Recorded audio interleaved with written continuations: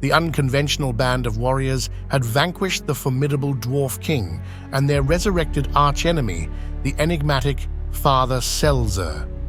The dwarf king, it was revealed, had been a puppet, his strings pulled by a malevolent demon of Avernus, a devout acolyte of the primordial deity, Clet. This unholy entity too was vanquished, banished back to the sanguinary abyss from whence it came. Even the dwarf king's cherished pet, a crimson dragon that spewed infernal flames, proved no match for the eclectic crew's indomitable spirit. Its fiery breath and fearsome maw were extinguished and silenced, its reign of terror ended by the crew's unyielding resolve. In due course, the dwarf king's chamber was breached by a contingent of soldiers. The news of the king's fall spread like wildfire through the ranks, a shockwave that rippled across the battlefield. As the word reached the furthest corners, the clashing of steel and the cries of war gradually ceased, giving way to an eerie silence. The battle, at long last, had come to a halt. Days after the tumultuous battle, the youthful human monarch, King Jarl, orchestrated a grand ceremony to celebrate their victory. The eclectic crew had been promised rewards, and rewards they would indeed receive.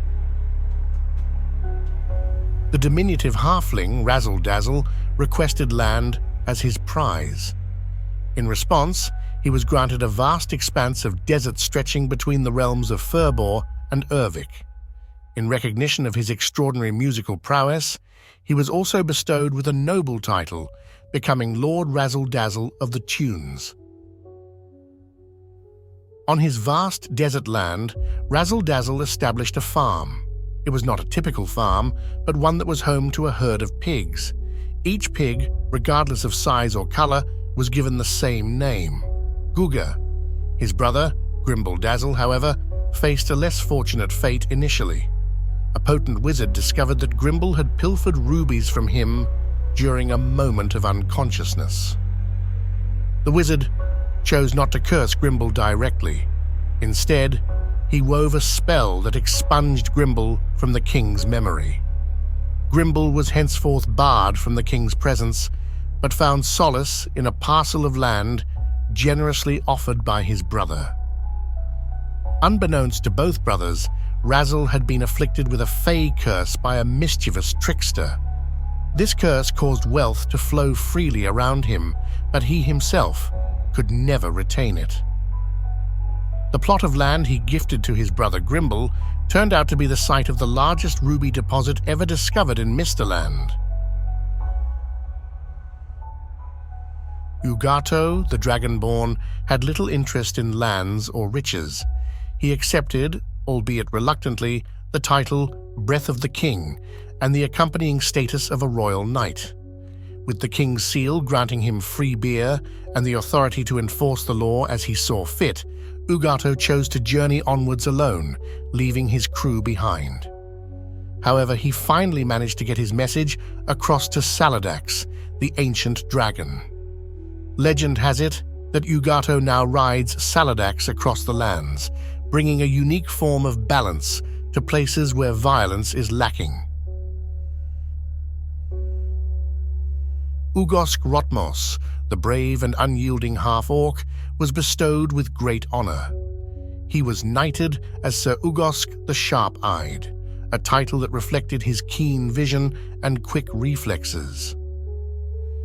He was entrusted with the task of leading the re-established armies at the king's home, Havdalsvik. However, a year later, during a training exercise, a rather peculiar incident occurred.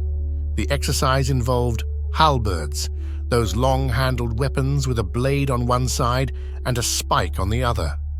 Ugosk, always the one to push the boundaries, decided to demonstrate a new technique he had been working on, juggling 3 halberds while balancing on one foot. The soldiers watched in awe as Ugosk tossed the halberds into the air, catching and releasing them with a fluidity that belied their deadly nature. However, in his enthusiasm, Ugosk miscalculated a throw. One of the halberds spun out of control, its blade heading straight for Ugosk.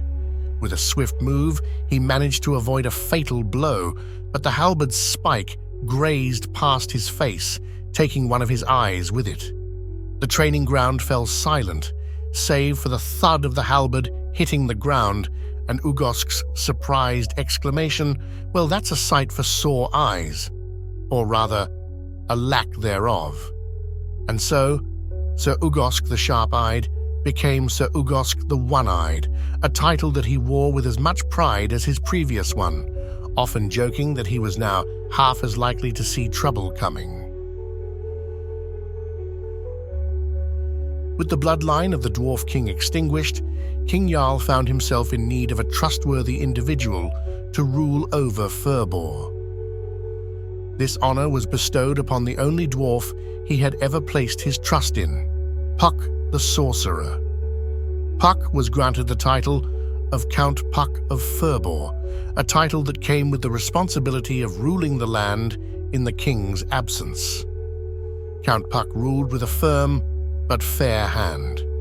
One of his first acts as ruler was to release the damned river, a move that breathed life back into the desolate lands south of Furbor. The once barren landscape was transformed into fertile fields, bringing prosperity to the region. The dwarves, initially skeptical of their new leader, soon came to accept Count Puck. His wise and just rule won their respect and loyalty. The discovery of a ruby mine under his rule further bolstered his standing among the dwarves. Jobs emerged and the dwarves thrived, their lives enriched not just by the rubies they mined, but also by the prosperity and stability that Count Puck brought to Furbor. Count Puck, in his wisdom, knew that he needed to ensure the continuity of his rule. He chose his closest assistant, a dwarf from Furbor named Boffin, as his successor. Despite both being dwarves and Boffin a bit younger, Puck and Boffin bore a striking resemblance to each other. Vesper, the tiefling with skin as red as a sunset, had a simple request: a ship. King Jarl granted her wish, presenting her with a grand galleon and a crew from Pierheim. Vesper took to the seas, trying her hand at various ventures. She traded exotic goods, fished the abundant seas, and even dabbled in privateering. However, her seafaring adventures were cut short when she became a mother. She gave birth to a half-tiefling quarter-orc boy, a bundle of joy that made her heart swell with love. With her new role as a mother, Vesper decided to retire from her life at sea.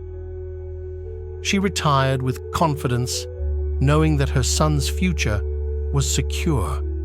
The father of her child, one of who had found wealth in ruby mines. Vesper knew that their son would want for nothing, and she looked forward to a peaceful life on land, raising their child and watching him grow. Lorin Shadowbane, burdened with the curse of foreknowledge of his own death, sought to evade his grim fate. He requested King Jarl to place him far from the lands of Razzle-Dazzle and its magical dry leaf, a request the king readily agreed to. Recognizing Lorin as a devout man, King Jarl appointed him as the head priest of Havdalsvik, as that position was vacant. However, there was a twist that King Jarl was oblivious to. Lorin was indeed a devout man, but his devotion was not to Cirisi, as the king assumed. Instead, Lorin was a faithful follower of the god of trickery. This was a secret Lorin kept close to his chest, never revealing it to the king.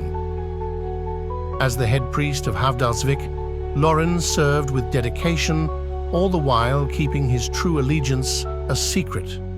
His cleverness and wit, traits often associated with the god of trickery, served him well in his new role, allowing him to navigate the complexities of his position while keeping his secret safe.